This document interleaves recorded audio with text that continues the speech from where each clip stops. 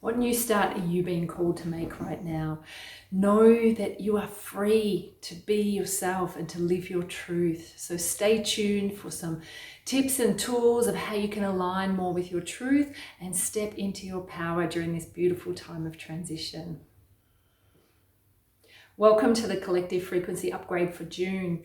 Here we are at the June full moon, and here we are doing our bit to support the shift personally of what's going on in the collective. Now, the biggest shift that's actually happened since the last full moon is actually the significant shift of Saturn moving into Aries. So this is Saturn about structure, boundaries, limitation, time. It's basically moving into that first part of the zodiac. So it's a brand new cycle. It's a whole new 30-year cycle that we are embarking on right now around this. So you may have noticed in recent years that some of our structures that we've known as a collective in society have been crumbling. Some of our personal structures have been crumbling. This is your opportunity to start afresh and literally start stepping into and creating some new structures, some new foundations, and committing to some new things in your life. Where do you want to go next? And you know, this cycle in Aries is part of a 3-year cycle. We have a very potent forward momentum between the end of May through to September. And then we have a little retrograde period. But over the next 3 years, Saturn will be mostly in Aries. And what Aries represents, if we consider that at the beginning of the zodiac, is it is that spark to action. It's that spark to create new. You know, Aries is like the warrior who comes in with the courage, the determination, sometimes a little bit of naivety and just that bold, you know, got to do this thing, got to pioneer. But this is a beautiful time to actually attune to what new structures do you want to create. What, you know, this is an opportunity to build from the foundations up. As I say, our structures have been crumbling. What new foundations do you want to set in your life? And, you know, Saturn's a beautiful opportunity in Aries because, as I say, Aries can be a bit gung-ho, but Saturn really matures us, you know, as we're making these new starts in our life. And through that process of time, like Aries wants to move fast, but Saturn can slow us down. But through that, we can get clearer and trust the divine, I guess, disturbances, the divine, you know, wisdom in these halts and pauses, the little realigning our path through these pauses. So I want to ask you, what do you want to create over the next 3 years? What do you want to create over the next 5-10 years?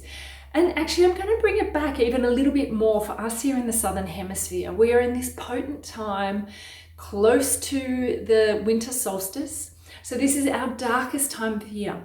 It's right in the middle of the year for us as well. But this dark, passive time of year, you know, we're naturally invited to turn inward, create some time for reflection and just being with ourselves. We're generally, if we're in alignment, living a little bit less externally out there. I mean, it's still a time of connection, but it's a time for really reflection and review and considering, you know, where we've been this last 6-12 months. And for us being in the middle of the year, it's an opportunity for you to assess what you thought you wanted at the beginning of the year, which may actually be very different right now. But, you know, are you on track with those goals? So what do you need to do? And this is the time for visioning of moving forward in the way that you really want to, in the way that you want to live your life, in the way that feels aligned for you, in the way that is living your truth.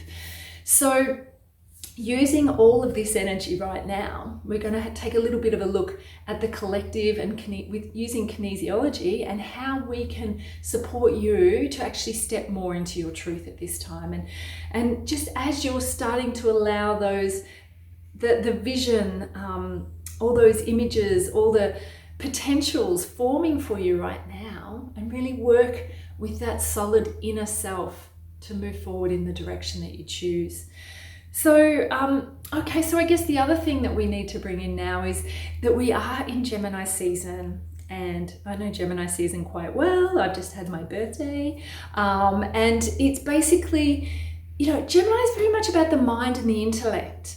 And I'll bring this in because this is bringing in our vision. We want to work with our mind.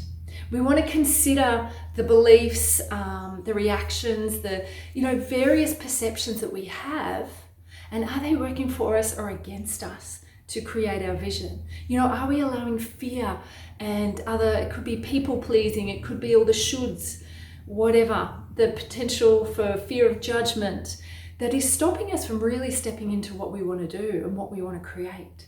So we've got to watch this mind and work with the mind and not let it run away from us down our shadow aspects. Really work with the mind. And also, being the full moon of Sagittarius, Sagittarius is like the great adventurer.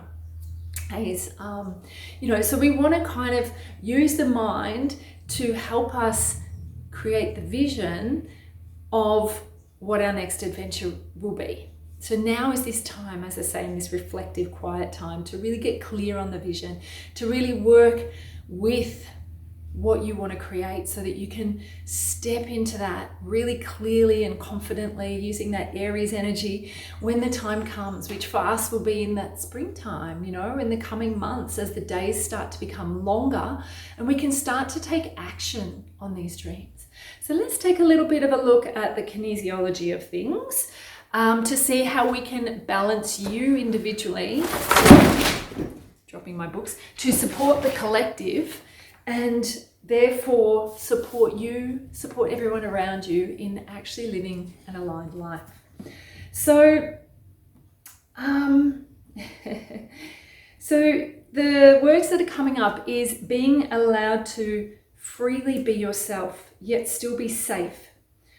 So still, first of all, you have to give this to yourself. So recognizing that if you don't feel free to be yourself, this comes back to your own perception. And sure, these could be very real perceptions and very real fears that stem from childhood. However, it's a matter of recognizing that you have this responsibility, and this is part of the Saturn thing, to take responsibility for what's stopping you from creating the life that you want to live, or from living freely, feeling that you're not free to live your life. And on that note, we're going to actually do a little process called a psychological reversal.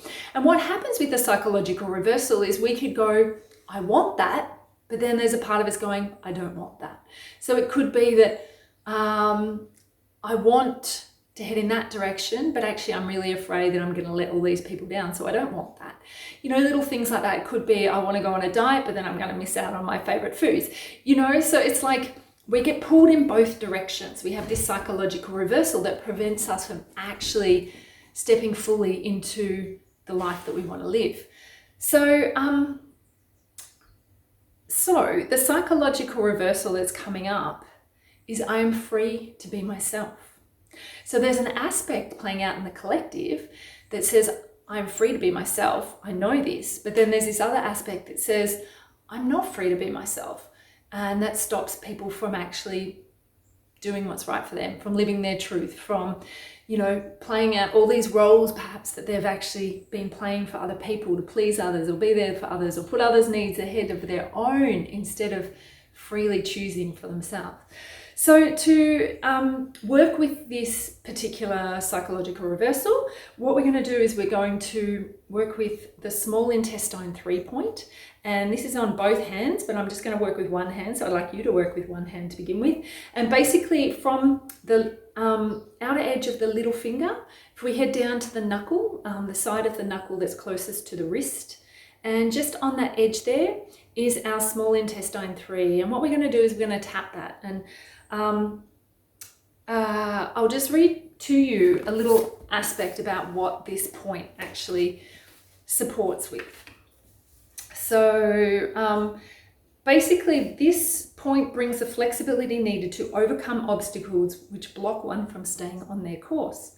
There are many paths to connection to soul purpose and vision, and regardless of which path we choose, the goal is to arrive at the final destination. So this point brings flexibility to the process and assists in the navigation of life.